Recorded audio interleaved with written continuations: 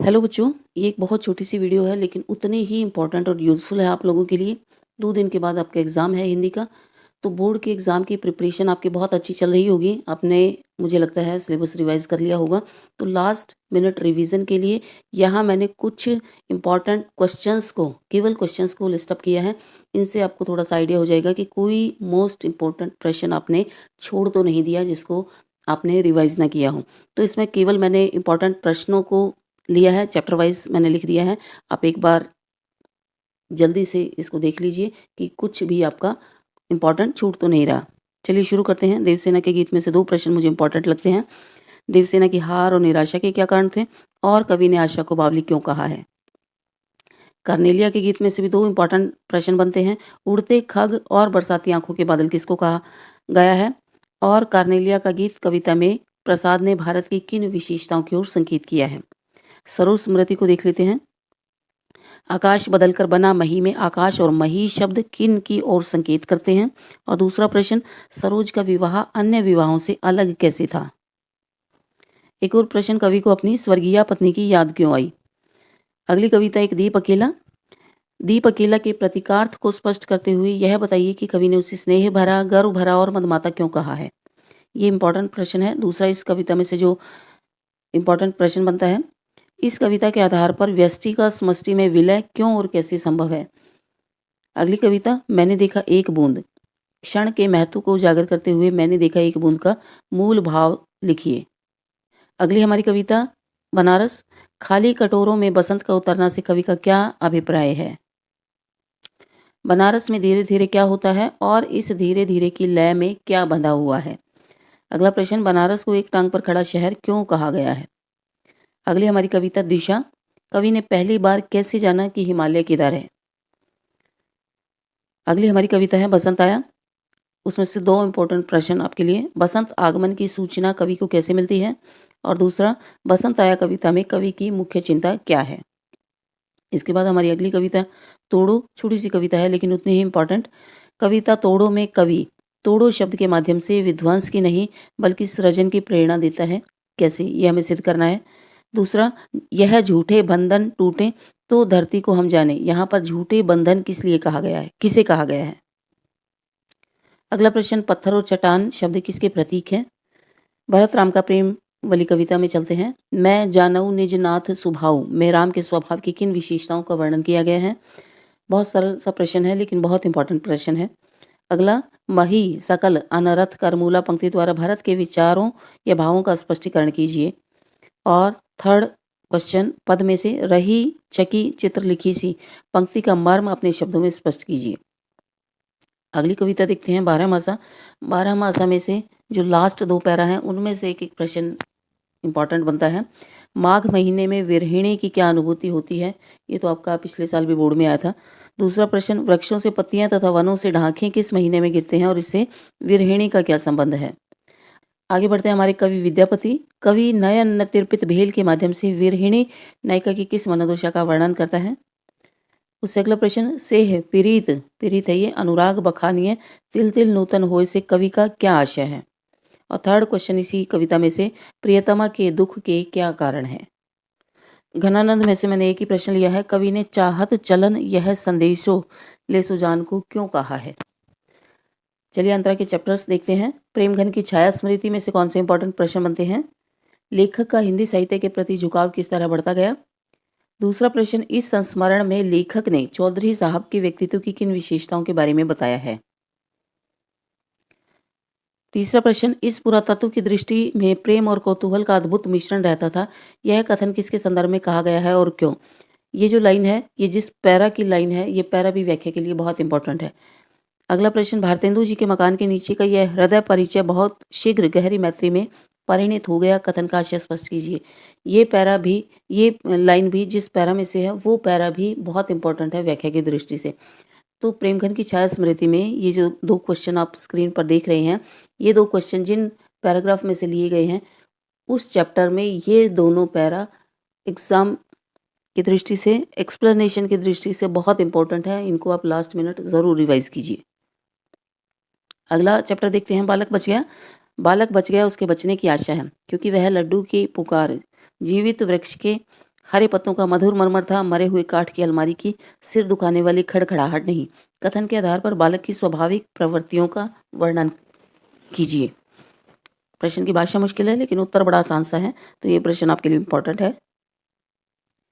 अगला प्रश्न, धर्म का रहस्य जानना वेद शास्त्रज्ञ धर्माचार्यों का ही काम है। आप इस कथन से कहाँ तक सहमत हैं? धर्म संबंधी अपने विचार प्रकट कीजिए। अगला प्रश्न, वैदिक काल में हिंदुओं में कैसी लॉटरी चलती थी जिसका जिक्र लेखक ने किया है? अगला चैप्टर देखते हैं, संवदिया। संवदिया की क्या विशेषताएं हैं और गांव वालों के मन में संवदिया की क्या अवधारणा है? दूसरा प्रश्न, संवदिया डटकर खाता है और अफर कर सोता है से क्या आशय है?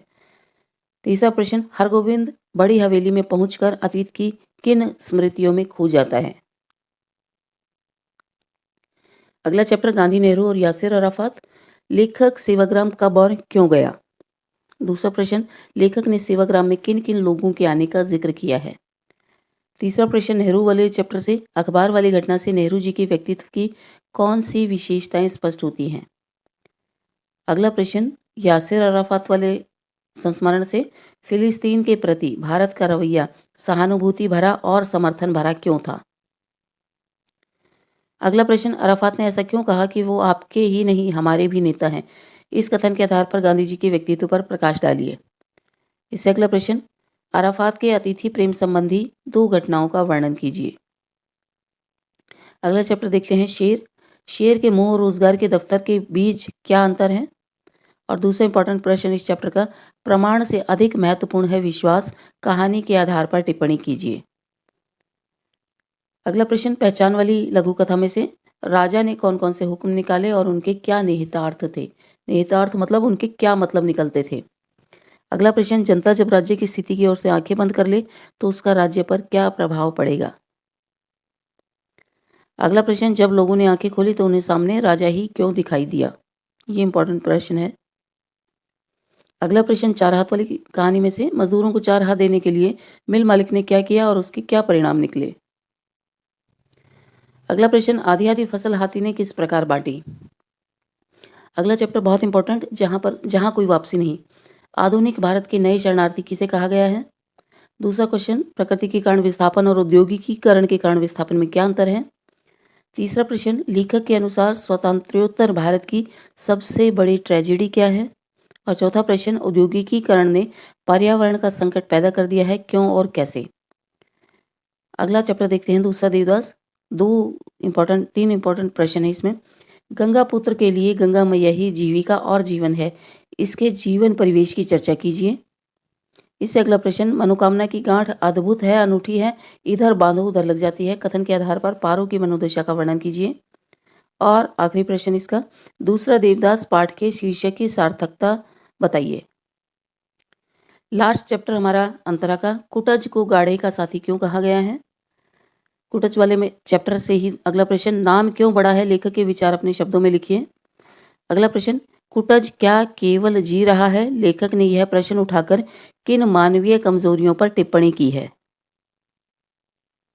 आगे बढ़ते हैं अपनी सेकंड बुक की ओर, अंतराल। सूरदास की झोंपड़ी आपका पहला चैप्टर है। सूरदास की कौन सी 3 इच्छाएं थी जिनके लिए वो अपना धन संचय कर रहा था, धन को जोड़ रहा था?